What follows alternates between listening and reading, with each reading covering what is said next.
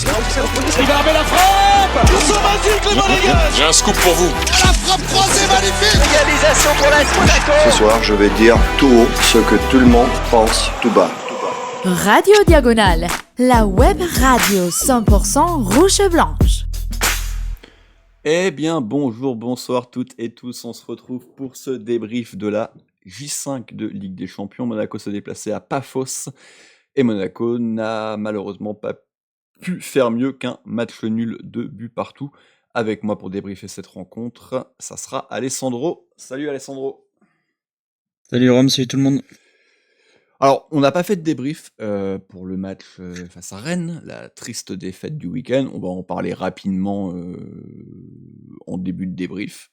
Donc, on va déjà commencer par faire nos j'aime pas, ce qui va potentiellement également nous permettre de parler un petit peu du match de ce week-end à ce moment-là. Puis après, évidemment, on parlera quand même beaucoup plus du match du jour et donc de ce point pris à l'extérieur, ou plutôt de ces 2 points perdu à l'extérieur, et donc d'une qualification qui est toujours possible, mais qui, on va dire, devient un peu plus complexe, surtout au vu des prestations dernières. La victoire à Paphos semblait obligatoire, elle nous a tendu les bras, mais malheureusement Monaco est retombé dans ses travers d'efficacité, d'erreurs de coaching, et on reviendra évidemment sur tout ça pendant ce débrief. Vas-y Alessandro, je te laisse démarrer sur tes mêmes j'aime pas. En plus t'étais au match toi ce week-end à Rennes. Donc, Ouais, j'étais à Rennes, bon, j'ai pas forcément de GM, alors je pouvais faire le populiste en disant Pogba son retour. Mais quand tu prends 4-0 à l'extérieur, à dessous de 2 degrés au Horizon Park, je peux te dire que même la rentrée de Pogba, moi ça m'a rien fait honnêtement. Puis depuis le temps qu'on l'attend, bon, il était temps qu'il rentre, enfin qu'il arrive dans le groupe et sur le terrain.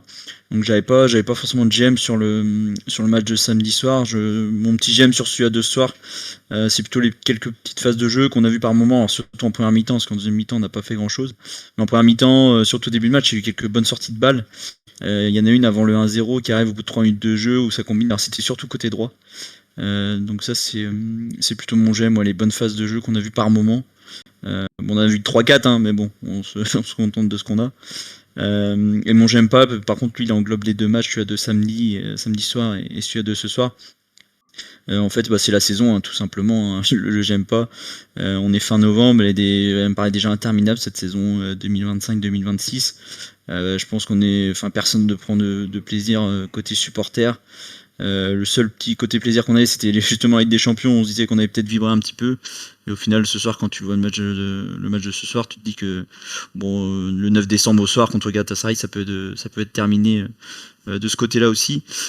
Puis vu notre position en championnat, le calendrier qui nous attend, je suis pas sûr qu'on voit la Ligue des Champions la saison prochaine. Oui, c'est sûr que là en ce moment ça se goupille pas très bien en Ligue 1, hein. On se rappelle de ce fameux débrief où on n'était plus qu'à 1 point du PSG, mais où tout pouvait aller très vite, et tout est allé très vite. 3 défaites plus tard, on est à bonne distance de la première place, c'est une chose, mais également des différentes équipes sur le podium. Donc ouais, très clairement, la saison est en train de prendre une très mauvaise tournure.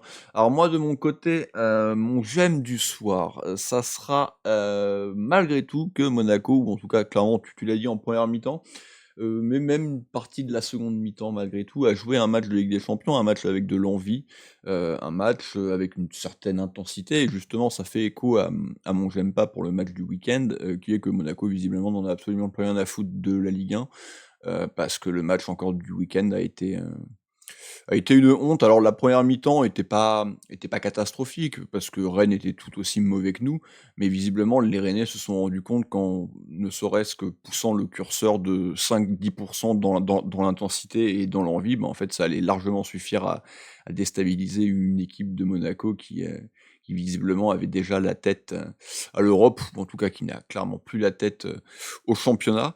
Et mon j'aime pas du soir, c'est le coaching de Pocognoli. Alors pas forcément sur l'équipe alignée ce soir, on pourra toujours préférer certains éléments à d'autres. Pour ce qui est de la défense centrale, de toute façon, on sait qu'elle est globalement en difficulté. Kerrer nous a pas fait des grandes prestations dernièrement, donc pourquoi pas continuer de trinque-baller un Thésée qui, à la base, était latéral, qui a fait après une grosse partie quand même de ce début de saison au milieu de terrain, après dans une défense à 3. Bon, bah là, il était maintenant dans une défense à 2. Certainement finir par le voir milieu de terrain offensif. Mais j'ai pas aimé par contre les différents changements, que ça soit sur le choix des entrants, mais également sur le choix des sortants. Faut m'expliquer pourquoi tu sors Camara. Alors peut-être qu'il revient de blessure et que potentiellement il manque un petit peu de rythme. Alors, je sais pas si au foot ils font les mêmes datas que dans d'autres sports avec les capteurs, et peut-être qu'on lui expliquait que Camara était pas à 100% physiquement, mais moi, globalement, je trouve que c'était le meilleur élément sur le terrain et qu'il fallait pas le faire sortir, et que pour le coup, un Zakaria qui, on y reviendra dans les tops et les flops, a, je trouve, une prestation assez paradoxale, avec du très bon mais avec du très moins bon aussi. Certainement lui également en cours de rythme. J'aurais peut-être fait un peu plus sortir lui plutôt qu'un Camara. Donc voilà, globalement c'est le coaching, et le j'aime de ce week-end. Bah, il y en a pas. C'était un peu comme toi, hein, quand tu fais une première mi-temps sans intérêt et que tu te fais rouler dessus de la sorte en seconde, rien de bon n'en sort. Je pense qu'on a assez parlé du match de ce week-end, hein. Je sais pas ce que t'en penses. Oh bah moi qui me plains souvent qu'on peut pas regarder une fin de match tranquille, parce que ça fait un moment qu'on n'a pas plié un match. Bah cette saison il n'y en a pas eu en fait. Même Monaco Le Havre, tu mènes 2-0, tu te fais rejoindre un 2-1, donc tu te fais un peu peur. Moi qui me Oui. plains, ouais effectivement on peut pas regarder une fin de match tranquille. À Rennes à 50e on était tranquille, hein. C'était plié, mais bon pas dans le bon sens, mais c'était plié quand même. C'est On a eu pas même faux, le but ouais. d'Embolo pour la petite cerise sur le gâteau, mais ça c'était écrit de toute façon. Oui. C'est vrai qu'il y en a quand même qui ont réussi à se... Alors, j'adorais Mbolo, hein. Tous ceux qui nous suivent depuis très longtemps savent que Mbolo était un joueur que j'aimais beaucoup, même s'il était très frustrant. Par contre, de là à se réjouir, comme j'ai pu lire sur différents posts Twitter, parce qu'il a marqué, les gars, respectez-vous un minimum. Déjà, faut se réjouir quand on prend un but. C'est un ancien du club, certes, mais malgré tout, c'est que Mbolo, tu vois. Donc, t'as pas l'affect pour Mbolo ne doit pas non plus être si grand que ça. Donc voilà, pour ce qui était du match du week-end, une très mauvaise prestation. Monaco est désormais largué en Ligue 1, mais heureusement, il y a l'Europe, Alessandro. Et donc ce match, on va commencer par la compo. Donc déjà, premier enseignement, retour à un 4-4-2, 4-2-3-1, en tout cas une défense à 4. C'était l'enseignement majeur. Ouais, parce qu'à Rennes, du coup, on était toujours avec le système Poconoï, entre guillemets, à 3 derrière. Là, vu ce qui était annoncé ce matin par la presse, que ce soit l'équipe ou ni ce matin, effectivement, on repartait sur une défense à 4. Donc on repartait vraiment sur du classique. On avait donc Wanderson et Caillot latéraux. Thésée et Salissou en défense centrale. Donc la petite surprise, entre guillemets, c'est Thésée, comme tu l'as dit, qui s'est trimballé un peu à gauche, à droite. Bon, après, Kerrer n'est pas non plus, comme on a pu le dire dans le dernier brief, impérial non plus. Donc ça pouvait s'entendre, sachant qu'il y a personne d'autre de disponible. Donc dans tous les cas, c'était Thésée ou Kerrer. Au milieu, on retrouvait Zakaria Camara, donc la paire qui fonctionne normalement plutôt bien chez nous. Golovin plutôt côté gauche, avec Liouche côté droit. Et Minamino normalement en soutien de Balogun. Oui, voilà, c'est pour ça. Je pense que, au vu des forces en présence, des forces en présence, je pense que c'est vraiment un grand mot, hein, mais en tout cas, je pense que globalement tout le monde était à peu près d'accord pour dire que il fallait en tout cas tester autre chose que cette défense à 3, que ça fonctionnait pas, que en plus ça met, on va dire, en plus moi ce qui me dérange un peu avec ce système de défense à 3 et donc de piston, c'est que ça met en valeur potentiellement, hein, deux éléments qui sont Diatta. Bon, Diatta, on le sait, ne peut pas jouer la Ligue des Champions, puisque Zakaria étant revenu dans le groupe, c'était Diatta qui l'avait remplacé, qui en est ressorti. Et ça te met également en valeur Ouattara. Moi, enfin en tout cas, ça diminue ses lacunes. Et du coup, moi, ça me dérange un peu un système de jeu qui est fait pour valoriser deux de tes éléments qui sont sur le papier dans les moins bons, alors que, il faut reconnaître, Diatta fait plutôt un bon début de saison, mais j'ai plutôt envie d'essayer de valoriser d'autres éléments. Donc voilà, le choix de revenir dans une défense à 4, surtout avec les retours de Wanderson, Caillot, qui sont quand même plutôt des valeurs sûres, et pour le coup, je trouve que ce soir, les deux ont plutôt été était correct, sans être transcendant, ont plutôt été corrects. En tout cas, j'ai pas l'impression qu'ils soient fautifs sur les buts. Et après, voilà, Balogun qui est un peu plus en forme qu'un Mika Biret, même si Biret avait marqué ce week-end, c'était un but très anecdotique. Ouais, bah heureusement qu'il la met quand même, hein, parce que Bien je me sûr. suis dit 4-0, il part tout seul au but. Si celle-là il la met pas, c'est. Alors ça changera peut-être rien niveau confiance, mais il vaut mieux quand même qu'il la mette entre les jambes de Samba plutôt que la louper ou lui mettre dessus. Ce qui aurait pu arriver, hein, aussi. Hein. Ah bah bien sûr. Ah bah je pense que s'il y a 0-0, il la rate. Hein. Là, du coup, t'as pas de pression, t'es un peu plus relâché. Mais c'est toujours bien, de toute façon, pour un attaquant de remarquer. Et après, voilà, le choix de Fati, banc ou pas banc, titulaire ou pas titulaire. Moi, ce week-end, je trouve que il fait un match pareil, très en dessous Fati, parce que je trouve quand même que ces 15-20 premières minutes sont plutôt pas mal, et que si Akliouche est un peu plus intelligent techniquement, et surtout si Ouattara fait pas absolument n'importe quoi, potentiellement son début de match aurait été crédité de 2 passes décisives, surtout celle pour Akliouche est quand même magnifique. Mais par contre, à partir de là, il s'est complètement éteint, et il est sorti en deuxième mi-temps en faisant visiblement encore une fois la gueule, en partant directement au vestiaire. Donc ça Bah, aussi, il partait au ça vestiaire, devient un mais problème, hein.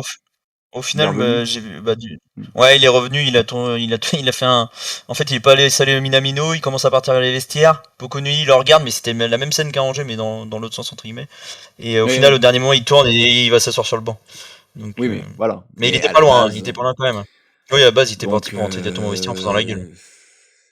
ça aussi, c'est problématique, quand ça devient trop habituel, surtout après des prestations qui sont quand même moyennes. C'est bien les joueurs qui ont envie de montrer qu'ils ont envie de jouer, que ça les fait chier de sortir. C'est une chose, mais il faut savoir doser un petit peu. Et là, Fati, c'est que dans le négatif. Ses prestations lui donnent absolument pas un statut d'intouchable.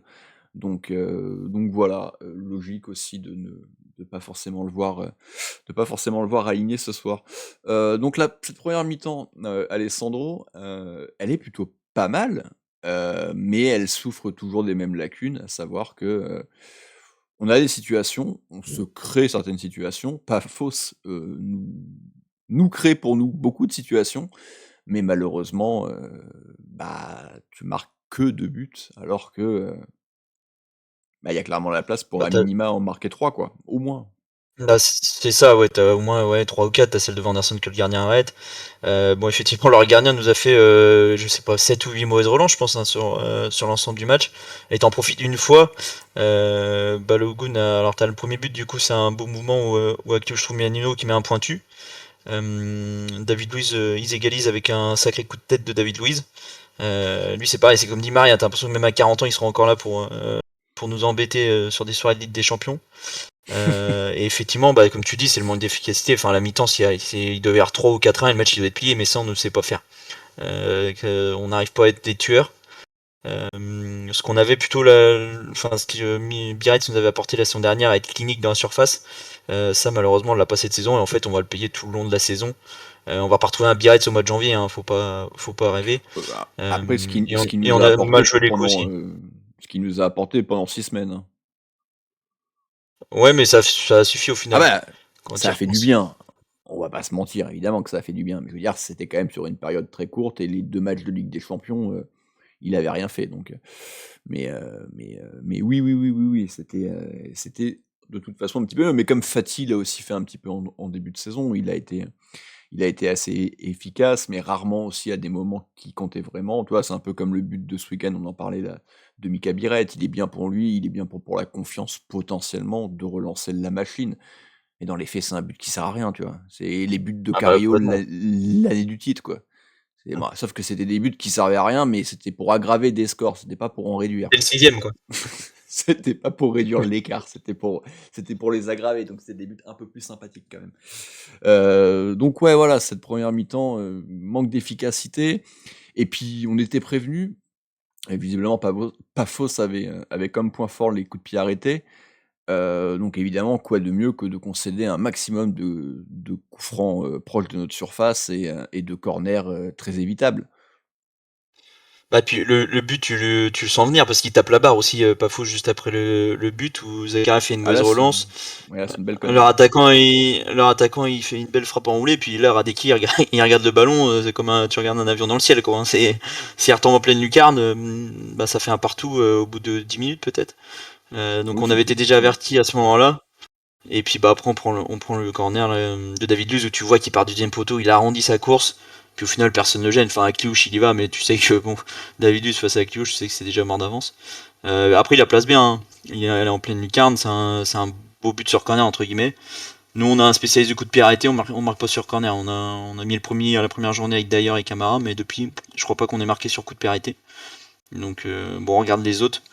Avant c'était une de nos forces, que ça soit défensif ou offensif, les coups de pied arrêtés. Là maintenant c'est vraiment devenu une faiblesse. Et où en fait sur chaque corner t'as l'impression que c'est une occasion de but quoi.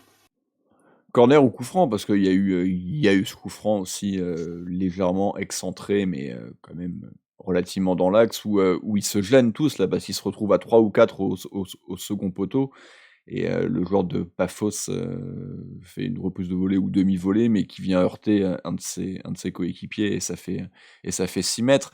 Mais en fait, tu sens Mm. surtout que tu es constamment en fébrilité. On a encore une fois un gardien qui ne sort jamais de ses buts, parce qu'on va revenir sur le C'est deuxième clair. but, hein, mais qu'est-ce que tu prends une tête, tu te prends une tête comme ça dans tes 6 mètres, encore une fois. C'est-à-dire que tu te donnes même pas la chance de potentiellement aller gêner le mec qui va faire la tête. Là, tu le laisses dans des conditions optimum pour bien la prendre de la tête. Alors, sur le premier, il peut pas sortir, il y a rien à dire. Mais c'est une grosse Mm. erreur de défense. La tête est belle, certes, mais c'est pas possible de laisser un mec comme ça tout seul dans la surface de réparation, surtout quand on connaît ses qualités. Tu le sais Bah, qu'il va c'est être ça, c'est visé. tu sais que limite s'il y a un mec à prendre dans la surface c'est lui.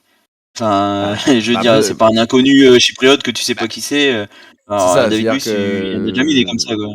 c'est le seul mec qu'on connaît, nous, enfin, en tout cas le grand public, c'est clairement le seul mec vraiment de très connu quand même. Même si je savais même pas qu'il était là-bas, tu vois, j'étais surpris quand j'ai vu son nom ce matin, je me disais ça doit être un homonyme. Non, non, c'était Non, bien il lui, est- c'était bien le même. Je sais pas ce qu'il est parti foutre là-bas quand même après la carrière qu'il a eue. Apparemment il était suivi depuis 3 ans par les dirigeants donc Mais de ce qu'il plutôt que disait. Mais ils avaient d'aller déjà prendre, fait un. je sais pas, quand t'es David Luiz, tu vas prendre de la caillasse en Arabie Saoudite, au Qatar ou aux États-Unis, qu'est-ce que tu vas t'enterrer à Paphos? Bon bref, il fait ce qu'il veut, hein, mais Peut-être un paradis étonnant. fiscal. Ah oui, bah, je préfère, au Qatar, je pense que quand même, bah, tu t'y retrouves plus, hein, mais bon bref. Heu, mais sinon ils iraient tous à Paphos, hein, si c'était la panacée. Donc voilà, Monaco donc se retrouve, à la mi-temps donc sur le score de attends, à la mi-temps, il y a combien à la mi-temps? On mène 2-1. 2-1. Il y a 2-1 pour nous. Ouais. Et dans On l'intensité, mène on y est, 2-1. hein, pour le coup. Autant à Rennes, on était sur des mi-temps, on était amorphe. Autant là, au niveau intensité, on y était, sachant qu'en face, on avait une belle petite équipe qui a du vice, quoi. Ça mettait des coups à retardement. C'était vraiment vicieux en première mi-temps. Et puis l'arbitre, lui, alors, avec les commentateurs de Canal disaient qu'il laissait jouer. Oui, enfin, il y a une différence entre laisser jouer et pas siffler les fautes. Et on est à la limite de prendre un rouge avec Golovin qui, bah, comme d'hab, à 22 ans, a toujours aucune maturité face aux provocations et qui est pas loin de prendre. Alors, il prend un jaune déjà pour contestation. Et après, franchement, il est à la limite. Alors, il fait une main. Bon, bah, ça, heureusement, l'arbitre a quand même un peu de jugeote et lui met pas un deuxième jaune. Mais effectivement, pour moi, je pensais que Golovin, fallait le sortir à mi-temps parce que tu sentais qu'il était vraiment à la limite. Et avec lui, à n'importe quel moment, il peut goupiller. Donc c'est bizarre qu'ils sont pas appuyés là-dessus en face, les Chypriotes. Mais bon, tant mieux pour nous. Hein. Ouais, c'est vrai qu'on en parlait là avant de débriefer, c'est vrai qu'on a un peu vu venir le scénario à la Benfica, alors avec une équipe évidemment avec moins d'expérience, mais les commentaires l'ont quand même dit, hein, c'est l'équipe avec la plus vieille moyenne d'âge de cette Ligue des Champions, donc il y a quand même quelques vieux briscards, évidemment David Luiz un peu dans le rôle d'un Otamendi, même si je pense que Otamendi a toujours été un pourri alors que David Luiz non. C'est quand même moins un joueur dans le vice historiquement dans sa carrière que en même temps brésilien et argentin, c'est quand même pas tout à fait pareil. Mais ouais, on a senti venir un peu qu'ils essayaient d'embrouiller le truc avec des petits tirages de maillots, avec des petites simulations de je reste au sol, et évidemment, on tombe dedans tête la première, comme on l'avait fait quasiment sur les 3 matchs la saison dernière face à Benfica. Et c'est vrai que tu le dis, ils ont arrêté de le faire. Alors est-ce qu'ils se sont pas un peu fait peur eux-mêmes quand ils ont quand même failli prendre un jaune très orangé, on va dire, en toute fin de première mi-temps? D'ailleurs, le mec est sorti dès la mi-temps, hein, le bon Goldar, sur ce tacle par derrière sur Akliouche. Mais c'était un tacle, c'était une mauvaise faute plus qu'un geste vraiment vicieux. Donc, Bah, il y je va sais pas pas. pour l'arracher, ouais, c'est juste il veut faire faute, enfin, il veut Oui, choper le ballon, je pense. Puis bah, Cléo, je fais le geste de se mettre devant, et puis.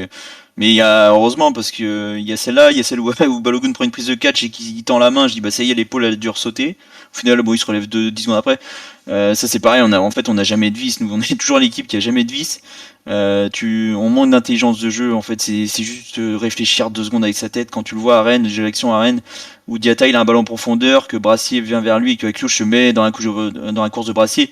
Mais en fait, il se met tellement mal dans la course qu'il fait faute et ça te tue une action alors qu'il y a 0-0 à oui. ce moment-là. Pourquoi tu vas te mettre dans sa course comme ça aussi bêtement? Enfin, tu peux le faire plus. Si tu le fais le plus subtilement, quoi. Là, c'était trop grossier, donc en fait, en moins de 2, c'est comme Koulibaly, j'ai l'exemple là à la 94e, où tu fais 2-2, tu dois aller marquer le troisième, enfin essayer d'aller chercher les 3 points à l'arrache, et l'autre il va te faire une faute à 92 minutes de jeu, une faute débile à l'entrée de ta surface de pas fausse, enfin tu te dis mais pourquoi ils font ça quoi. Mais ça c'est sur tous les matchs, hein. On pourrait en citer 10 par match de manque de vis, manque de jugeote. Parce qu'à Oui. la fin, quand on essaie de gratter du temps, c'est pas qu'on veut gratter du temps avec de la malice, hein. C'est juste qu'on n'a aucune solution devant et qu'on est en train de prendre 10 secondes pour faire chaque touche, hein. Tout à fait. Mais donc ouais, justement, donc cette seconde mi-temps, Alessandro, pour le coup, là, Monaco va quand même se procurer un peu moins d'occasions. Alors, quand même la sensation qu'en début de mi-temps, encore une fois, quand c'est encore l'équipe type, on a encore quelques situations, mais qui vont être mal gérées. Il y a quand même un gros face-à-face pour Balogun, où le gardien de Pafos fait certainement la seule bonne intervention du soir, hein, parce que sinon, c'est vrai que globalement, je pense que c'est une des rares fois depuis plusieurs saisons qu'on a eu un gardien pire que le nôtre en face. C'est rare, hein, il faut le Oui, c'est ce que souligner quand j'allais même. dire. Par contre, faut faire gaffe parce on va peut-être le prendre cet été ou cet hiver, lui. Il va Ah, peut-être être dans les radars qu'il de Skuro.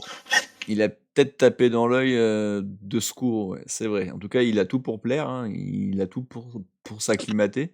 Mais bon, là, pour le coup, sur cette situation-là, il fait l'arrêt.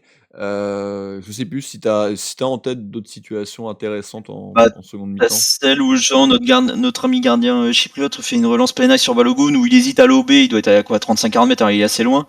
Oh Et là puis au là, oui, final, c'est ça vrai. part à droite sur Kliouche qui ramène Balogun qui espace dans sa jambe, puis tu te dis, bon, il doit y avoir un mec qui arrive derrière. Tu vois Non, la c'est tête de Balogun Minamino qui qui a fait personne n'importe qui arrive quoi. derrière.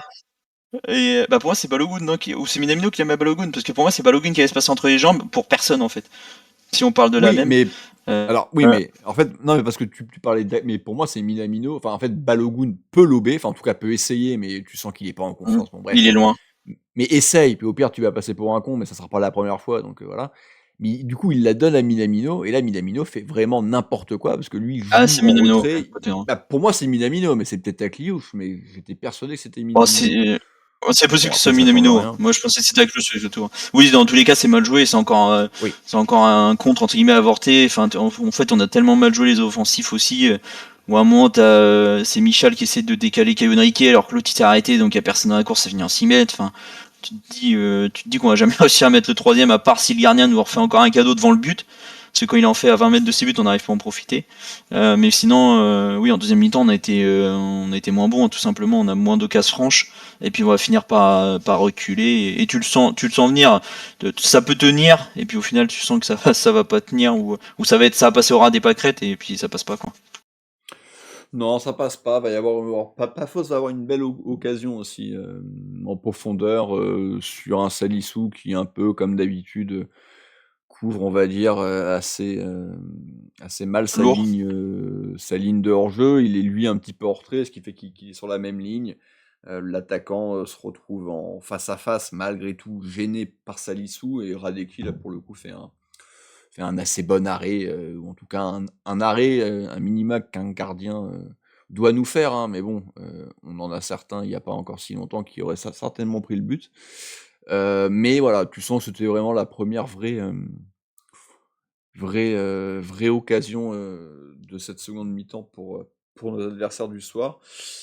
Et puis voilà, là on va commencer à coacher. Et là, moi, c'est à partir de là que je suis vraiment plus d'accord avec ce qui s'est passé. Donc à partir de la 65e, là déjà, il y a 2 changements qui m'interpellent. Alors que Tottenham vient d'ouvrir le score, au Parc des Princes. Voilà. Comme ça, vous savez à peu près, à quelle heure on enregistre, donc on le fait là pour le coup assez rapidement après. Donc tu as Koulibaly qui remplace Lamine Camara. Alors ça, moi je comprends pas, j'y reviendrai dans mes tops, mais pour moi Camara a été le meilleur. Tu fais sortir Golovin, alors qui certes, j'aurais pu le comprendre si ça avait été un choix, à la mi-temps ou carrément en première mi-temps quand tu sentais qu'il était pas loin de dégoupiller. C'était plus le cas, il s'était de nouveau il était calmé, il y avait plus de soucis, c'est quand même un joueur qui peut t'apporter 2-3 choses et surtout le choix de faire rentrer Michal qui sort de nulle part. Je sais pas si tu as une explication à ça et en plus il va pas Heu, faire une bonne rentrée, hein, mais bon. Qu'est-ce non, que c'est que cette ça connerie de faire rentrer Michal? sur les sorties, je pense que c'est des 2 mecs qui ont les jaunes et il se dit: «Bon, s'il faut défendre et faire une faute à l'arrache, Ouais, vaut mieux que ce soit un mec qui a pas de jaune». Après, tu parlais de sortir Zakaria quand tu parlé de ton «j'aime pas». Après, c'est dur, je pense, de sortir Zakaria qui a le brassard, qui tient un peu tout le monde en haleine, entre guillemets. Non, mais quitte Heu, à en faire sortir un des sachant 2, tu fais pas sortir, Zakaria. Tu fais pas sortir Camara, pardon, lapsus. Ouais, je sais. Mais moi, Honnêtement, moi, je je fais sais pas. sortir ni J'aurais. je fais sortir ni l'un ni l'autre, hein. Et puis, en Ouais, fait, par contre, là, je te rejoins là-dessus. Si et puis, en fait, effectivement, Camara, il pourquoi sent que ça va, laisse-le sur le terrain. pourquoi se sentir obligé aussi de faire forcément des changements? Ça se passe pas si mal, tu mènes, tu continues, OK, il y a eu cette situation, mais tu es quand même plutôt en domination, tu continues toi d'avoir des occasions. Pourquoi tu te sens obligé parce que tu as 5 mecs à faire rentrer sur le banc, donc faut absolument qu'on fasse quelque chose. Tu mènes, putain! En fait, je vois pas où est le et en plus, encore une fois, tu fais sortir Camara, donc tu te fous un peu le bordel dans ton milieu de terrain en faisant rentrer un jeune Koulibaly, tu fais rentrer un autre jeune, alors lui qui pour le coup est complètement sorti du chapeau et j'en parlais tout à l'heure, mais quelques minutes après, à la limite Fati pour Minamino, c'est un apport offensif. Minamino faisait un match, assez moyen, à l'exception de son but. Pourquoi pas? Et par contre, pourquoi tu fais sortir Vanderson? Pour faire rentrer Kerrer, donc du coup, tu modifies ta défense centrale et tu refais passer Thésée à un poste de latéral qui, du coup, il a plus occupé depuis, longtemps. Parce que dernièrement, il avait été plutôt, milieu de terrain, voire en défense centrale. Je ne comprends pas. Et si l'explication c'est parce qu'ils reviennent de blessure, elle est valable pour Zakaria. Alors on va me dire: «Il est revenu un petit peu avant». Oui, OK, bon. Je ne comprends pas, ces choix. Ça te déstabilise, toute une équipe qui, grosso merdo, s'en sortait pas si mal, qui tenait les résultats, qui tenait à peu près le jeu. Et d'ailleurs, à partir de là, ça va être, une lente agonie, jusqu'à l'égalisation, chez Priot. Ouais, de toute façon, comme tu l'as dit, pour revenir sur Michel, c'est vrai que ça sort un peu du chapeau. Le gars, tu le fais rentrer piston droit sur un match contre Lens qui est déjà bâclé à la mi-temps. Et là, tu le refous à son poste, normalement d'origine, il est gauche, puis tu sentais qu'il était pas du tout dans le rythme du match où tu avais beaucoup d'intensité. Donc il te fait une rentrée en catastrophique, c'est peut-être un peu dur, mais il fait pas une différence quoi au Oui, non. final. Euh, En tout cas, il est pas rentré pour et les puis raisons effectivement, pour lesquelles il l'a fait rentrer ou alors, il l'a fait c'est rentrer clair. pour rien, quoi. Je pense Et qu'il en avait plus une que idée en tu tête, redécales financier. mais Ouais, faudrait peut-être qu'il nous dise en conférence de presse laquelle. Si on lui pose la question. Et effectivement, après, t'as Ansu Fati, alors Minamino, ouais, on en reparlera dans les flops. Moi, j'ai pas trouvé très, très bon ce soir à part son but. non, Mais le problème, c'est que, l'avantage entre guillemets de Minamino, c'est que lui, au moins, il va presser, quoi. Ansu Fati, lui, il fait même pas semblant. T'as l'impression de défendre à un de moins. Balogun, des fois, il était rendu quasiment à la hauteur de Kevin Riquet pour venir défendre, alors qu'Ansu Fati, lui, tu sais pas ce qu'il fout. J'ai l'impression qu'il veut vraiment juste marquer ses buts pour faire ses stats et puis retourner soit au Barça soit ailleurs en disant bah oui j'ai mis tant de buts parce qu'à un moment il doit décaler avec Liouche côté droit, il va frapper alors t'as 4 défenseurs devant lui, c'est contré et enfin ça donne rien de bon. Et puis tu sens que le but va arriver et puis il arrive à la 90e 91e déjà sur une ouais, action tu où juste ouais, en avant alors plus, ouais. ça arrive sur un corner et juste Ouais, avant l'action où t'as Radeki quand même qui sort une belle parade pour le coup on croyait tous que c'était Salisu qui l'a sorti sur la ligne et au final au ralenti on voit que c'est Radeki qui la sort. Tu vois, suite à une touche longue. ouais, oui, oui, je l'ai bien en tête, hein, parce que c'est vrai que c'est vraiment juste avant le but, parce que le but est sur le corner qui en découle. Mais ouais, c'est vrai que bel arrêt de Radeki qui pour le coup, visiblement, a quand même certaines qualités sur sa ligne, en tout cas sur cette situation-là. Oh, tu concèdes un corner, ce qui en règle générale n'est pas si dangereux que ça, sauf que voilà, encore une fois, on le savait qu'on était en difficulté, on a été mis en difficulté sur quasiment tous. Tiens, j'ai même pas en mémoire, alors que c'est quand même le truc ultra basique, de serait-ce qu'une bonne tête de dégagement, vraiment une tête qui fait 20-25 mètres et qui dégage proprement le ballon, ou en tout cas loin le ballon. Même ça n'arrive pas. Notre gardien de but, et pourquoi je dis notre, nos gardiens de but depuis des années ne sortent pas. Bon, bah ok, hein, pourquoi pas. Et là, il se fait quand même fusiller à bout portant dans ses 6 mètres. Donc, je trouve qu'il est fautif quand même sur ça. Il essaye même pas. En fait, tu te laisses aucune chance en faisant ça. Et puis Radicki, alors effectivement, comme j'ai dit avant, il sort un gros arrêt. Mais le reste du match, j'ai l'impression qu'il parle pas à ses coéquipiers, qu'il dirige pas sa défense. T'as l'impression que le gars il est là, bon. Oh là là là là. Ouais, ouais. Bah oui, c'est ce que j'allais dire. En fait, je vois pas. Tu vois, bon, bah, Keun, enfin, il a fait ses erreurs, etc. Mais Keun, c'est un 3 sur 10, puis Radicki, on a récupéré un 3,5 sur 10 ou 4 sur 10. Enfin, je vois pas une énorme plus-value non plus. Alors, peut-être qu'il fera moins de boulettes, et encore, ça reste à voir. Mais quand tu vois, la comparaison, elle fait mal. Quand tu vois, par exemple, qu'un Rouli à l'OM, hier, lui, à chaque fois, t'as l'impression qu'à chaque match, il leur rapporte des points. Nous, effectivement, il va peut-être pas faire de boulettes, mais est-ce qu'il va nous rapporter des points? J'ai un gros doute. Enfin, t'as l'impression qu'il est passif, il est là. Le jeu au pied, effectivement, il est dégueulasse. Donc, ouais, je sais pas. Après, ça reste à voir. On va lui laisser sa chance. Il vient d'arriver. Hein, ouais, voilà. Il vient de revenir. Mais la plus-value, j'en suis vraiment pas convaincu. Donc c'est vrai que là, pour l'instant, son début de saison avait été pareil, on avait eu le temps de voir 2-3 bonnes choses, mais bon, sans plus. Il s'était blessé d'ailleurs en faisant une belle sortie, pour le coup. Là, il est à peine de retour, donc c'est vrai qu'il faut des automatismes avec une défense, surtout qu'a priori, c'est même pas avec ces mecs-là qu'il va jouer devant lui. En tout cas, dans l'idée du coach précédent, c'était d'ailleurs Mawissa devant. Est-ce que ça va être pareil dans la tête de Pocognoli? Et surtout, est-ce que ça va être dans la tête du coach qui va arriver pendant les fêtes pour remplacer Pocognoli, qui de toute façon là, tu vois, c'était un peu ma tech, un peu, je croyais pas des masses pendant le CM, mais là très clairement, je pense qu'on s'en rapproche de plus en plus. Ah bah on en a parlé il y a 6 jours. C'est pas si vieux que ça. Mais ah non, c'est pas si vieux que ça, mais entre temps, ça s'en rapproche. Il y a eu 2 matchs qui étaient sur le papier, en plus les 2 matchs les plus abordables, on va mettre des guillemets, mais malgré tout c'est une réalité qui était les plus abordables. Maintenant il va nous rester Paris, Marseille, Galatasaray, Brest. Il y a un petit Brest quand même là-bas où Francis Leblé c'est toujours le t'as l'impression que c'est toujours le traquenard où on n'arrive jamais à gagner là-bas, où t'as ailleurs qui va toujours être devant à foutre un grand coup de casque. Enfin t'as l'impression qu'on l'a déjà vu 10 fois ce match, un vendredi à 19h en plus. À Francis Leblé. Donc c'est pour ça, rien de très positif. En tout cas voilà, Monaco donc qui peut avoir malgré tout beaucoup de regrets parce que on a vu des bonnes choses, mais on voit toujours les mêmes errements. Tu vois, moi là je textotais aussi avec des potes pendant le match qui sont pas forcément supporters de Monaco, mais qui du coup nous suivent pendant parce que c'est la Ligue des Champions, quoi. Et puis en plus à 18h45, on était les seuls, parce que l'autre match c'était quoi? C'était Copenhague, je sais pas quoi. Donc à moins de vraiment être bizarre, voilà, à moins de vraiment être bizarre, c'est pas un match que tu regardes quand t'es français. Et ouais, c'est ce qu'il me dit, il me fait mais c'est quoi votre défense, quoi? Et mon pote il est supporter de Nantes, il me disait que quand même votre défense elle me fait plus peur que la nôtre. Et ça je le prends très mal quand même, parce que c'est dire.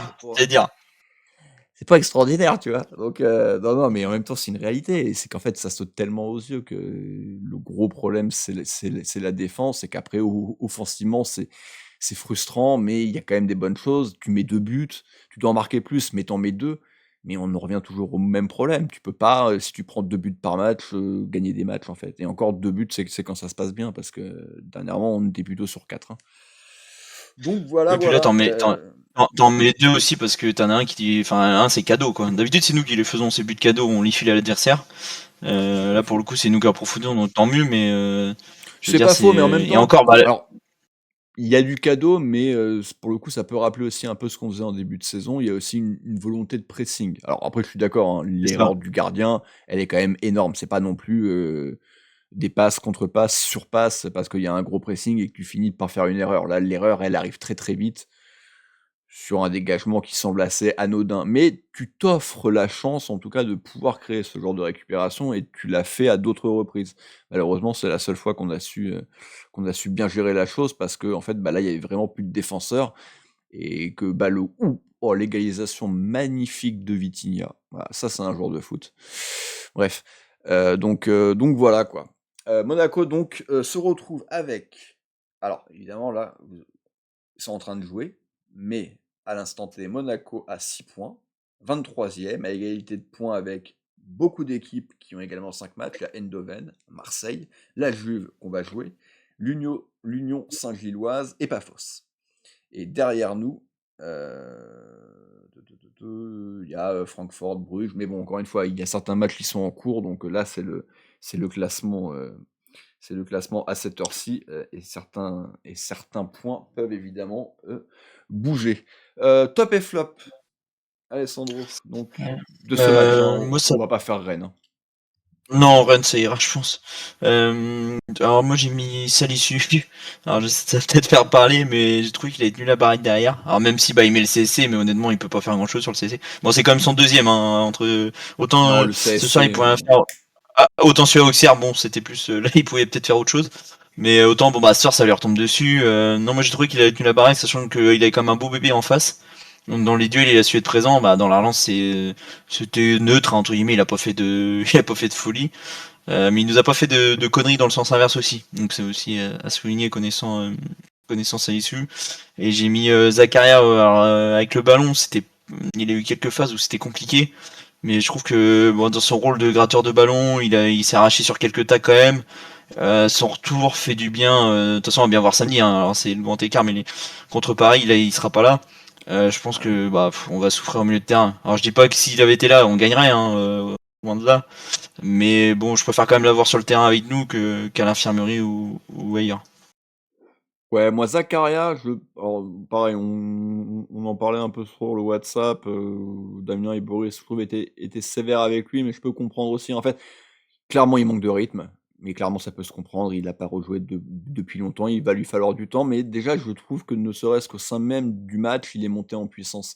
Il y a eu quand même un début de match compliqué, beaucoup de pertes de balles, de la nonchalance. On en a parlé, hein, mais sur la frappe qui heurte la transversale, il dévisse complètement une tête qui est pourtant assez anodine, mais il est plutôt monté en pression au cours du match. Il a fait des retours défensifs intéressants en fin de match. Il y avait peut-être, certainement, certains se fera son avis, penalty hein, sur la toute dernière situation. Heureusement que l'arbitre siffle. Bah honnêtement, ça Ouais, fait après. siffler, on en a vu hein, des Ouais, penaltys sifflés. Hein. Après, bon, t'as quand même l'action, t'as une action mitigée sur Minamino où on voit un pauvre ralenti ou alors tu sais pas si Ah non, Minamino mais se laisse tomber ou c'est vraiment péno. Donc, et puis même je sur dis l'action pas du qu'il y but, en a hein, pas sur le d'autres. deuxième but, avant le corner, il y a faute sur Zakaria, donc bon, il le voit pas. Ah non, ouais. Bon après c'est pas, enfin, on fait pas de deux à cause de l'arbitre. Hein. Je dis pas Mais qu'il y effectivement, a pas il y a un monde potentiellement, où mais il siffle penalty, tu perds 3-2 à la 95e. voilà. Mais malgré tout, voilà, tout ça pour dire que je trouve quand même qu'il est monté en régime au fur et à mesure du match. Il a fait des bonnes choses. Il a fait un bon déboulé ballon au pied, chose qu'on voyait pas, que ce soit avec Thésée ou Koulibaly. Donc ça, c'est des choses plutôt intéressantes. Mais je trouve que son début de match et surtout les attentes qu'on place logiquement en lui, bah, pour l'instant, son début de saison est complètement raté. Il n'avait pas été bon jusqu'à sa blessure. Il s'est blessé. Il est revenu. Ce week-end, il prend un rouge quand même pour une très grosse faute, même si sur Ligue 1+, on a quand même rajouté 3 caisses. Hein. Les mecs voyaient carrément Oui, l'os. apparemment. Les mecs voyaient l'os sortir. Donc moi, je me disais, faut pas que je regarde l'image, parce que c'est vrai que c'est jamais agréable, hein, ce genre de choses. Au final, quand tu te rends compte que le mec, il se relève et qu'il finit le match... Alors, attention, hein, il y a faute, il y a rouge. Mais il faut savoir doser un petit peu aussi, quoi. Donc, nous du stade, on voit même Mbolo qui dit à Bey que c'est cassé. Hein. Alors, bon... Donc pas un bon... Mais même les Rennais, hein, ça faisait des grands signes. Et comme dit, par contre, il y a faute, il n'y a rien à dire. Il y a faute, il y a rouge. Et là, ce soir, ça a été bon, mais trop tard pour moi. Donc pour moi, ça peut pas être ça peut ni être un top ni un flop. Moi, mon top, je l'ai dit, pour moi, c'est Camara, parce que Camara, pour le coup, je l'ai moins noté de vrais problèmes, alors que lui, pour le coup, c'était son retour. En tout cas un peu plus que Zakaria, et peut-être pour ça qu'il est sorti aussi, mais je trouve qu'il a fait des bonnes choses. Pareil, je trouve que là, t'as un joueur quand même qui est capable d'accélérer le jeu, de fluidifier le jeu. C'est lui, hein, qui fait vraiment, une très bonne chose à plusieurs reprises au milieu de terrain, qui permettent des décalages, que ce soit sur des passes ou sur des prises de balles vraiment vers l'avant où il casse une ligne. Sur la grosse occasion qu'a Balogun en seconde mi-temps, le semi face à face, c'est lui qui commence l'action. Il y a également une situation en première mi-temps où, Salissou fait une passe potentiellement un petit peu dangereuse dans l'axe, mais que Camara va bien couper et ça permet tout de suite d'éliminer 3-4 joueurs de Paphos.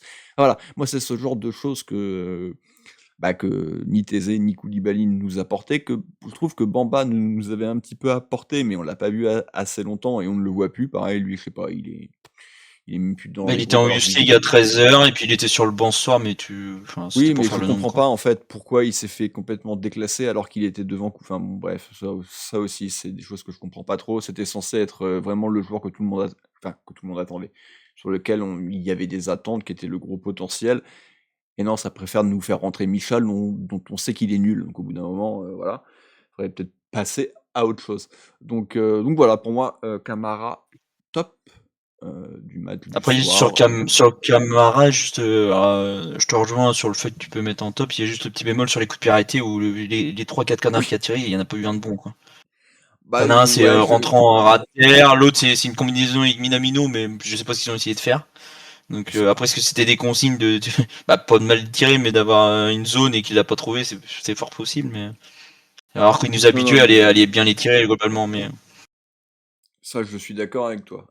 Les coups de pied arrêtés, ça fait un moment qu'il les tire plus comme avant, et c'est potentiellement un problème, c'est vrai. Mais bon, ça suffit pas pour moi réellement à entacher sa prestation, mais c'est vrai que c'est un bémol. Flop, tu pars sur Hop, qui, toi? alors c'est paradoxal, mais j'avais les deux buteurs. J'avais Minamino et dans une moindre mesure Balogun. Parce que alors Minamino, honnêtement, à part son pointu et le but, j'ai l'impression qu'on l'a pas réellement vu. Alors il faisait peut-être le travail de l'ombre, à presser, etc. Mais bon, quand t'es offensif, faut aussi de voir quand on a le ballon. Et Balogun, ouais, le but, heureusement entre guillemets qu'il a mis, mais elle est pas simple à mettre au final quand tu regardes. Parce qu'il arrive effectivement tout seul face au gardien, mais elle saute, enfin elle remonte quand il la prend. Et j'ai trouvé qu'il manquait, enfin en face c'était David Luiz. Alors ok, David Luiz, il vient un peu sur son passé, 38, enfin il a 38 piges le grand, donc j'ai l'impression qu'on l'a pas trouvé en profondeur dans les duels. Et bon, et l'axe droit de Pafous l'a mangé clairement. Donc je mettrais les deux buteurs, même si ça peut paraître un peu dur. Mais par exemple pour moi, Caio et Vanderson, bah c'est ni top ni flop, quoi. C'est plutôt neutre leur match. Puis bah, après le reste, on a quasiment fait le tour. Thésée, c'est pareil. Pour moi, il fait pas un mauvais match, il fait pas non plus un match extraordinaire. Donc au final, bah pour moi, les deux flops, ce serait plutôt Minamino et Balogun, même si ça peut paraître dur vu que c'est les buteurs. Ouais, bah après on l'a dit, hein, globalement les entrants qui n'ont pas apporté grand-chose, mais moins de temps de jeu, Ah mais oui, bah malgré eux, tout, c'est vraiment mon une gros flop. demi-heure, hein. Malgré tout une demi-heure pour deux d'entre eux. Non, non, moi j'en ai un de flop, c'est Akliouche. J'adore Akliouche, énorme potentiel, mais pour le coup, voilà, c'est dans ces matchs-là. Qu'il nous fasse pas une différence de malade quand on va jouer le Real, je pourrais lui pardonner, même si ça serait bien aussi qu'il nous sorte une grande prestation. Mais j'aurais bien aimé que ce soir, il soit réellement décisif. Et bah, ça n'a pas vraiment été le cas. Il y a sa passe décisive sur l'ouverture du score pour Minamino, certes, et c'est vrai que le début de match était plutôt sympa, mais je trouve qu'il a quand même globalement un peu baissé. Alors on l'a dit, c'est lui qui est battu. En plus là, je revois le but. C'est lui qui est battu sur l'égalisation à un partout. Bon, pour le coup, c'est un peu plus compliqué de lui imputer, mais il n'empêche qu'il est battu au duel. Et puis en fin de match, je trouve qu'il n'a pas été très bon. Il s'est trompé à plusieurs reprises. Pas une très bonne qualité de centre, de pied. Donc voilà, c'est certainement pas, si j'avais à mettre des notes, je pense pas que ça serait à lui que je mettrais la moins bonne note réellement du match. Je pense que je te rejoins un peu plus, que je partirais plus sur du Minamino, du Balogun, voire même du Golovin, qui pareil, dont j'en attends un petit peu plus, même si pour le coup on s'est un peu fait une raison sur Golovin en Coupe d'Europe, qui a frôlé la correctionnelle, mais qui derrière a su se reprendre. Mais voilà, Akliouche quand même, voilà, s'il veut vraiment passer un cap, s'il veut vraiment avoir une chance d'aller à la Coupe du Monde, ça va passer par des grosses prestations en Ligue des Champions, même si c'est que Paphos. Et le problème, c'est que même contre Paphos, il le fait pas. En tout cas, il le fait plus. Et du coup, voilà, moi, c'est plus qu'un flop, c'est ma déception. Voilà, c'est ma déception. Ouais, je peux te rejoindre dans le sens de la déception, parce qu'effectivement, flop, ça serait dur, vu que dans les sorties de balles, il était quand même souvent dans les coups, dans les combinaisons avec Vanderson, Thésée Zakaria, là, quand ils ont combiné à 3-4, c'était souvent lui qui était à l'initiative ou dans le relais. Après, effectivement, comme tu as dit, au niveau stat, il y a que sa passe D. Après, je Oui. pense au match à Rennes, où il fait une passe, il arrive à trouver une passe sur Fatigue, il fait un drop alors qu'il est au 6 mètres. Je me dis qu'on a vraiment un tueur devant. Ouais, enfin, Alors, je dis pas qu'il ferait 10 passes de plus, mais des fois, j'ai l'impression qu'il donne un peu de la confiture au cochon, quoi. Pour le cas avec Liouche. Ouais. Ou si tu veux, si on a vraiment un tueur, ça pourrait faire plus de stats, quoi.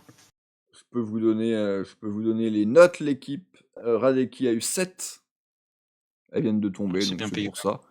Radeki 7, ouais, je trouve que c'est extrêmement bien payé, parce que, encore une fois, je trouve que sur le deuxième, il est quand même fautif. Ou en tout Penny cas, fait le même match, il a 4. à partir du moment où tu sors pas, c'est problématique. La défense à 5, à l'exception de Salissou qui a 6. Lamine Camara à 5, Zakaria à 4, Minamino à 5, Golovin 4, Balogun 6, Akliouche 6. Je trouve que c'est un peu surnoté pour Balogun. Et encore une fois, Akliouche, je trouve que 6 c'est un peu beaucoup malgré tout, parce que j'en attends plus, et qu'il n'a pas su faire ce que j'attendais de lui vraiment en fin de match, quand on a souffert, et vraiment être leader. Et oui, d'ailleurs, tiens, je voulais le rajouter, j'ai oublié de le dire, mais pourquoi tu fais pas rentrer Pogba? Au bout d'un moment, c'est soit il peut jouer, soit il peut pas jouer, quoi. C'est ça le problème, c'est que. Tu le prends, tu En lui plus, fais faire il le s'était calmé au voyage. niveau des coups. Parce que, effectivement, si tu restes comme si tu le fais rentrer contre une équipe de petites vicieuses, comme en fin de première, tu te dis, bon, il est en vert, enfin, Pogba. Ah oui, mais faut- bon, des coups, il va faut- en prendre, hein. Au bout d'un moment, il va finir par se blesser. Donc, si c'est que pour reculer, reculer l'échéance, c'est complètement débile, hein. Moi, je comprends pas. c'est Pour sûr le que coup, contre Rennes, il avait pas plein de coups, hein. Vu on comme il le avait regardait besoin, jouer, vu que le match était plié. on avait besoin d'un mec au milieu de terrain pour ressortir proprement les ballons, pour donner de la confiance, pour diriger tout le monde. On l'a vu. Alors, je suis d'accord. Contre Rennes, il rentre, il y a 4-0, etc. Il n'empêche qu'en 15-20 minutes, on a vu qu'on faisait rentrer un patron, ou en tout cas un ancien patron sur le terrain. Il faisait que de replacer les mecs, d'orienter le jeu, de faire ceci, de faire. Putain, c'est ça qu'on veut. D'ailleurs, moi, c'est ça que j'aimerais que fasse un peu plus Zakaria, qui faisait à une époque, mais qui fait plus. Pourquoi tu le fais pas rentrer? De toute façon, tu tentes le coup. De toute façon, ça aurait pas pu être pire. On a fini par le prendre, le but, et on était incapable de ressortir les ballons. Donc tu fais rentrer un Pogba qui, en plus, quand même, a son physique, enfin, en tout cas, sa taille naturelle. Donc, sur coup de pied arrêté, pourquoi pas, ça fait un mec de plus. Je comprends pas. Voilà, pourquoi tu fais pas rentrer Pogba. Au bout d'un moment, c'est soit il peut jouer, soit il peut pas jouer. Et s'il peut pas jouer, tu le prends pas dans le groupe. Donc, Ouais, voilà. je pense que je sais pas s'il peut jouer, mais même s'il pourrait pas jouer, je pense que malheureusement il sera quand même dans le groupe, et que de toute façon on va vite le voir, hein, s'il peut pas enchaîner rapidement. Là, Zakaria est suspendu, alors je pense il sera pas titulaire contre le PSG, on le sait, mais s'il joue pas une demi-heure là, bon, ça voudra dire ce que ça veut dire. Mais effectivement, Oui. sa technique et sa maîtrise entre guillemets, sans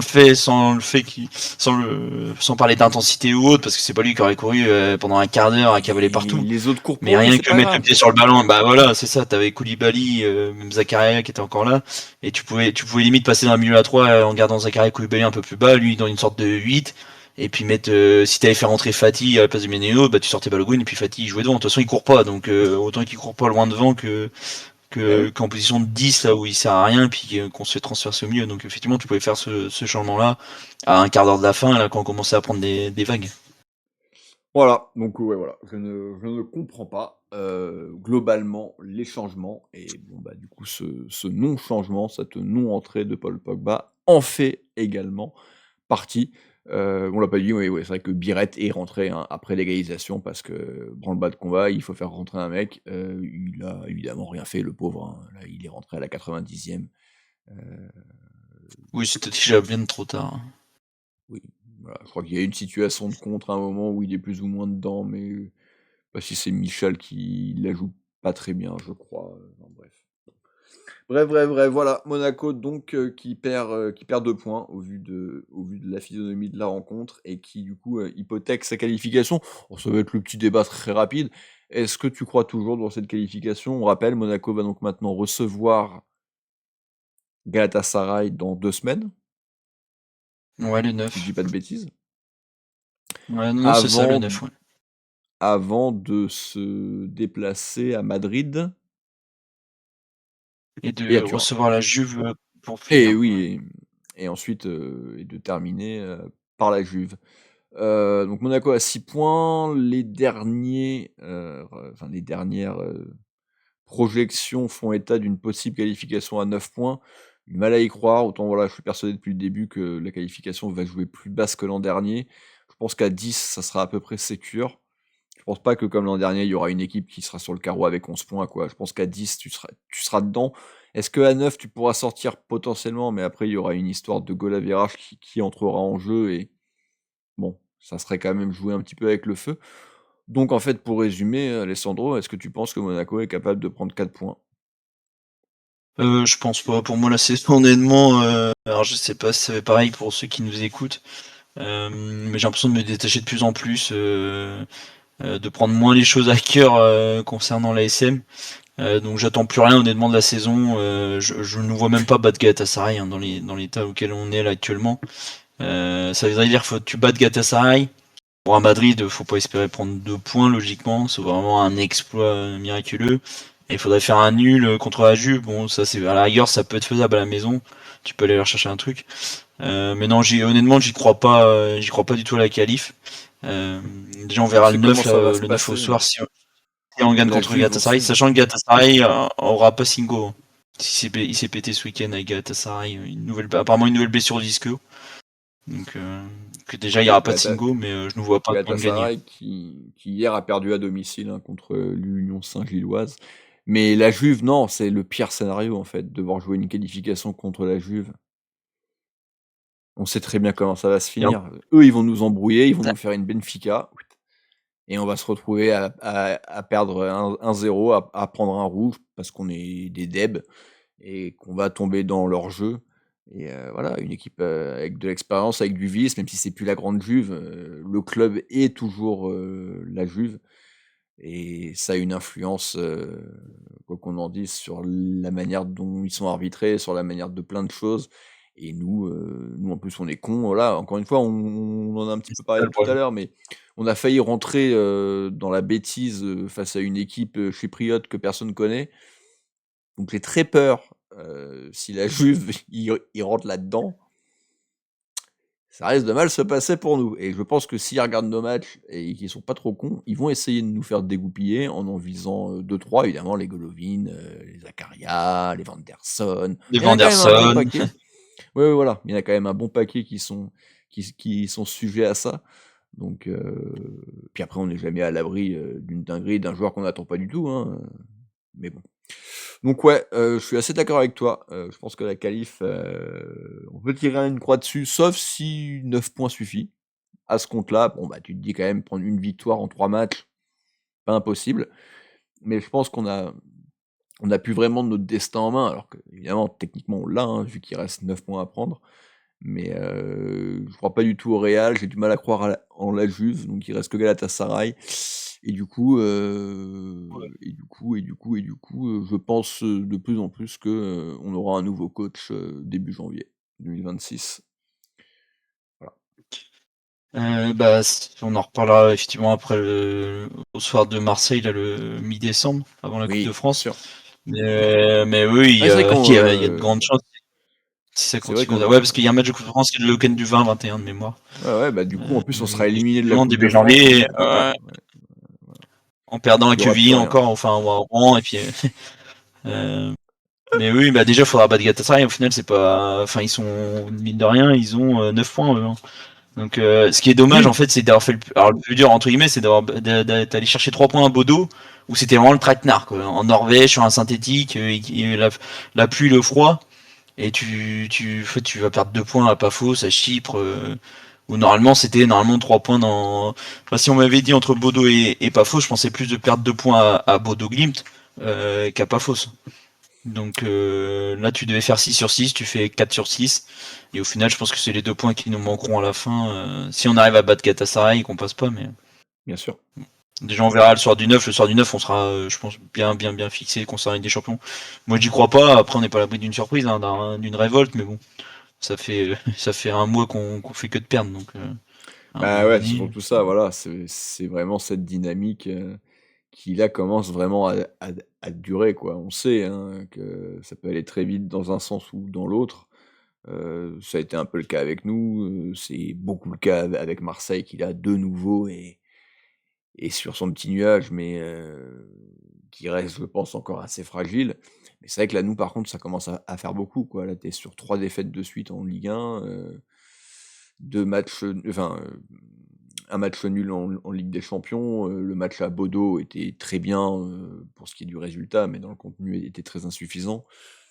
Donc globalement, ça fait. En fait, le dernier vrai bon match qu'on a joué, enfin, encore vrai bon match, en tout cas, match où on s'est fait plaisir un peu, c'était Nantes, et le seul bon match, c'était Tottenham, quoi. c'est ça. T'as 2 matchs en quoi, 2 mois? Ouais. Et ouais, 19 octobre, il a dû arriver. Ça doit être en Angers, ouais, un mois, quoi, un gros mois. Voilà. Donc, On a effectivement, tiré et puis le dernier de. match de Nantes, ça fait un mois. On a tiré le gros lot avec ce nouvel entraîneur. Bravo, bravo, bravo, bravo. Ouais, je pensais vraiment hein, que le problème c'est qu'il avait perdu le vestiaire, etc. Bah non, visiblement non, parce que le discours passe pas beaucoup plus. Donc je pense malgré tout que les premiers fautifs c'est les joueurs. Mais en plus là, s'il m'ajoute à ça des coachings douteux, bah c'est plus difficile quand même Oui, de le défendre. c'est ça, faut pas occulter non plus la responsabilité des joueurs. On a quand même, Oui, non. enfin, je pense qu'on a peut-être tous surévalué peut-être la qualité de cet effectif. Au final, tu regardes, c'est des joueurs moyens ou des joueurs défaillants entre guillemets. Alors, mentalement, enfin, ça manque d'intelligence de jeu, ça manque de leader, ça manque de charisme, de personnalité. Et la saison là, elle peut être très très longue, hein, jusqu'au mois de mai là, jusqu'à fin mai, ça peut être interminable quoi. Ça manque d'envie surtout, parce que moi, pour moi, l'équipe, elle est pas moins forte que celle de l'an dernier. Et elle a quasiment pas bougé. Et l'an dernier, au bout du bout, elle te fait qualif direct en Ligue des Champions. Elle sort des poules avec 2-3 bons résultats. Après, voilà, elle se fait enfumer à l'ancienne par Benfica. Mais bon, voilà. Mais là, t'as même pas cette sensation-là, quoi. Donc, ouais, pour moi, c'est vraiment une question d'envie, d'état d'esprit, plus que vraiment de valeur intrinsèque de nos joueurs. Et d'ailleurs, ils sont capables de le montrer par courtes séquences. Le problème, c'est que t'as vraiment cette sensation que le moindre petit grain de sable dans la machine qui est déjà est pas bien Ah huilé, bah c'est mort.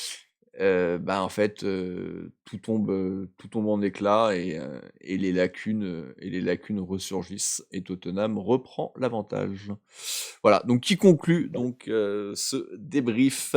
Bah merci Alessandro de m'avoir accompagné. On n'a Oui. pas fait les pronos Ah ben oui, pour, parce qu'en fait vu pour que PSG. non mais tu as raison, malgré tout on va en faire. C'est vrai Et que moi j'ai fait le mien dans le club Menegou pour Rennes, but d'Embolo, mais bon apparemment il compte pas. non non non non. Donc Alors, même pas un on avait demi-point quoi. Damien qui essayait de nous enfumer des demi-points dans tous les sens. Alors, les pronos pour Rennes, parce que du coup, il n'y en avait pas pour ce soir, mais il faut quand même revenir sur les pronos pour Rennes. Patrice avait dit Radeki titulaire, C'est bon. c'était le cas. On est d'accord, hein, c'était le cas. Il pas une connerie. Là. Ah ouais, il Oui, était si, si. titulaire. Oui, non, Non, oui, il était c'était le cas. titulaire. Ah, il était titulaire. Et Damien avait dit et avait bien précisé, Pogba sera peut-être dans les 23, sera peut-être sur le banc, nanana, mais Pogba ne jouera pas. Pogba est rentré. Et oui, c'est vrai que c'était mon seul j'aime en fait du week-end, c'est que Pogba a fini par rentrer pour baiser le pronostic de Damien, et c'était quand même la petite bonne nouvelle. Satisfaction. Oui, on va pas se mentir, c'était quand même la petite satisfaction. De toute façon, tu étais mené 4-0, donc t'espérais plus grand-chose. Au moins, voilà, ça a mis un peu de baume au cœur à cette triste soirée de samedi. Alors maintenant tes pronos pour Paris. Moi je vais Défaite dire. par combien de buts Alors, d'écart j'aurais pu être taquin et dire que c'était le dernier match de Poco Nulli à domicile, mais il va jouer Galatasaray après, donc c'est des quoi se faire avoir. Enfin non, là. En Ligue 1, je vais dire 4 buts ou plus dans le match. Genre un 4-1. Bon, je prends pas de risque. Non, non, non, dans le match, allez, je prends pas de risque. Suffit qu'on fasse 3-1. Oui, donc au moins 4 buts en tout dans la rencontre. Moi, je vais dire Monaco perd et ne marque pas. Voilà. Donc 1-0, 2-0, 3-0, etc. Mais voilà, Monaco perd sans marquer. Bon voilà, messieurs, donc on vous fera certainement un débrief de Paris, hein, mais encore une fois, le week-end c'est un peu compliqué pour de plus en plus de gens. Est-ce qu'on pourra vous proposer ce débrief dès le samedi soir? C'est fort improbable, mais peut-être, surtout moi le samedi, non, je peux pas parce qu'il y a le Stade Toulousain, donc impossible.